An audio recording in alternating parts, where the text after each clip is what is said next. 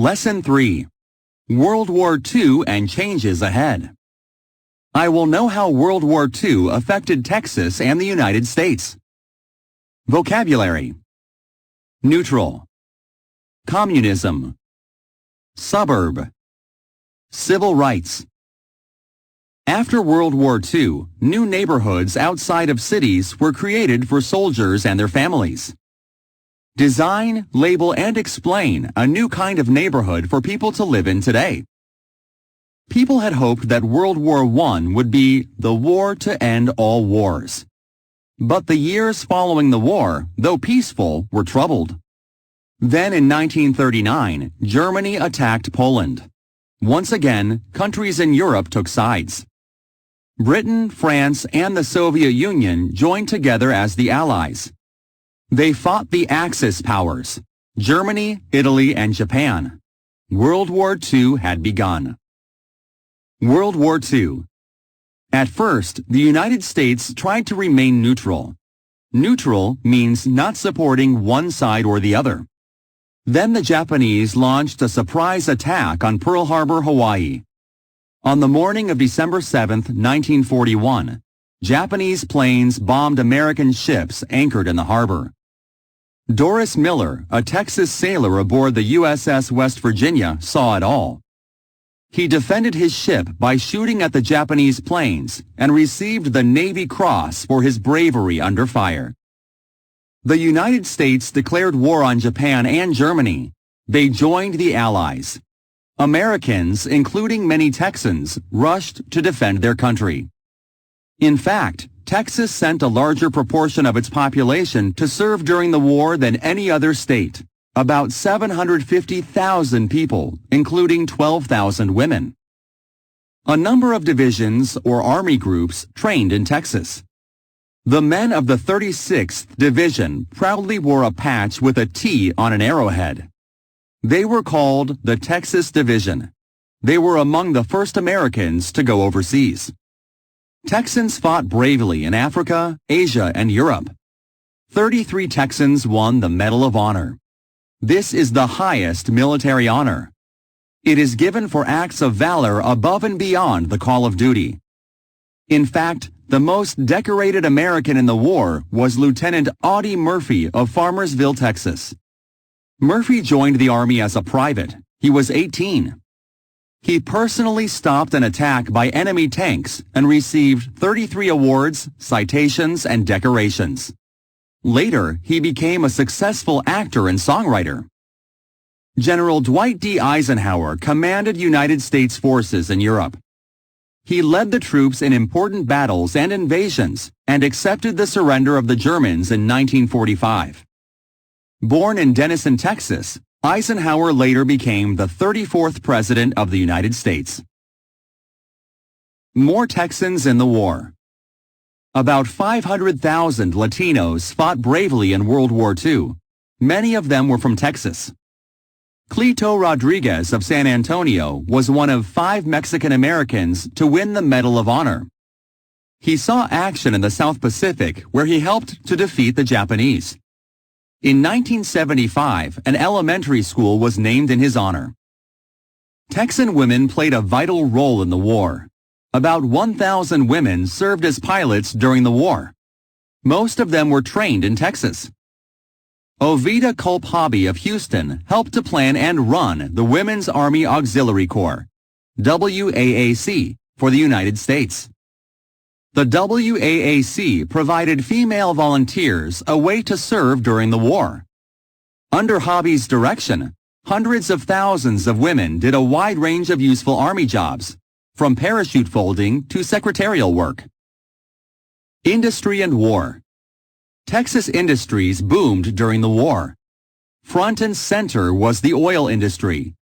Battleships, planes, tanks, and jeeps all ran on gasoline. Texas oil and gas companies supplied about half of all the fuel needed for the war. Rubber, made from petroleum and other materials, also came from Texas factories. The United States government purchased these products from Texas. Old businesses retooled to supply war materials. Materials were needed to make uniforms and tents. For example, Texas businessman Stanley Marcus found ways to help conserve textiles. Marcus had developed his family's company, Neiman Marcus, into a luxury clothing store. In 1941, he joined the War Production Board. He helped convince Americans to make do with the clothing they had. Other Texas industries also helped the war effort. Texas farmers grew huge amounts of crops to feed the Allies. To meet the demand for steel, mills in Houston and Dangerfield produced thousands of tons. Factories in Houston, Galveston, and Corpus Christi built ships. Airplanes were built near Dallas and Fort Worth. As the demand for war materials increased, so did the demand for workers. Women took the jobs of men who had gone to war. 500,000 rural Texans moved to Texas cities to work in wartime factories. So did people from around the country and from Mexico. Cities grew rapidly. The number of wage earners in Texas more than doubled from 1939 to 1945. In 1945, the Axis powers surrendered. The Allies had won. Millions of people, including about 22,000 Texans, had died in the fighting and from other causes. Those who came home found a different place. The Great Depression was over. Texas industry was on the move. Texas culture and art. As times changed rapidly in the 1900s, some Texans saw a need to preserve the past. Objects and inventions that had once seemed modern were being quickly replaced with newer things. So Texans built museums to preserve our rich history. The oldest state museum is the Panhandle Plains Historical Museum. It holds a real windmill, a chuck wagon, arrowheads, and more. Many other museums were built when Texas celebrated its 100 years of independence in 1936. One of these, the San Jacinto Monument and Museum, honors the heroes of the Battle of San Jacinto. The museum tells the history of Texas and the region over thousands of years. Texas musicians of the early 20th century also left their mark on Texas history. Julius Lorenzo Cobb Bledsoe of Waco sang opera and musicals, composed music, and acted in film. An African American, he was famous in Europe as well as the United States. Tejana singer Chelo Silva of Brownsville became an international star with her hits on the radio. Lydia Mendoza of Houston was called the Lark of the Border. She recorded an estimated 50 albums during her long career as a conjunto singer. The conjunto style combines traditional Mexican music and German polkas. For her contribution to Mexican-American music, Lydia Mendoza received many awards, including the National Medal of Arts in 1999. 4. Summarize. Restate the contributions of Julius Lorenzo Cobb Bledsoe and Chelo Silva in the development of Texas. A changing country. Following World War II, new troubles arose. The United States and the Soviet Union entered a conflict called the Cold War. It was fought in smaller conflicts like the Korean and Vietnam Wars. The two countries also fought with ideas, words, and money. As a democracy, the United States opposed communism, the political system of the Soviets. Communism is a system in which the government owns all the property in a country. Under the free enterprise system in the United States, private individuals own most of the property. In spite of the Cold War, the United States experienced economic prosperity. Many Texans had more money than ever before. They bought things such as cars and homes. Cars and new highways had an impact on life in Texas. In the 1950s, the United States government began building the interstate highway system. It connected the large cities of the country. The new roads linked Americans in new ways. They added to the interdependence of states and regions. The new roads made trade and travel between states easier. New roads in Texas also meant that people could live farther from their jobs than they had before. Many people began moving to the suburbs. A suburb is a community next to or near a city. In the 1950s, the building of expressways for automobiles helped suburbs to develop and grow all around cities such as Houston. This was a new pattern of settlement. People could buy less expensive houses in the suburbs. Families clustered there. What did families in the suburbs do for fun? They watched the newest invention, television.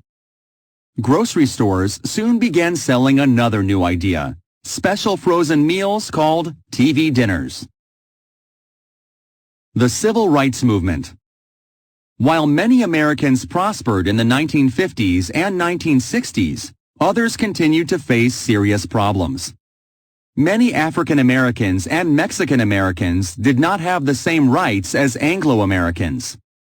Denied equal opportunity, they earned less money for the same jobs. They were treated unfairly at schools and work. African Americans could not go into some restaurants and movie theaters or ride in the front seats of buses. Some Mexican American children had to go to separate schools in Texas. This unfair separation, based on race, is called segregation. African Americans and Mexican Americans struggled to end segregation and discrimination in all their forms. Dr. Martin Luther King Jr. led a national movement to give all individuals equal rights. People marched to show their support. In Texas, the League of United Latin American Citizens, LULAC, LULAC, fought in the courts for the desegregation of Mexican schools and other civil rights for Mexican Americans. Civil rights are the rights of people to enjoy freedom and equality. The work of thousands of activists helped people throughout Texas gain their civil rights. Today, segregation is illegal. In 1964, the United States Congress created a law sponsored by President Lyndon B. Johnson. The Civil Rights Act made fair treatment the law of the land. People could no longer be treated differently based on their race, religion, or gender. In 1967, Texans elected Barbara Jordan to the Texas Senate. She was the first black state senator since 1883. She helped African Americans register to vote in the 1960s. The civil rights activist and lawyer from Houston went on to become president of the Texas Senate. Later, she became the first African American woman from a southern state to serve in the United States Congress. In 1994, she received the Presidential Medal of Freedom. Many changes have taken place since the 1960s, but more work remains to secure fair treatment and equal rights and opportunity for everyone.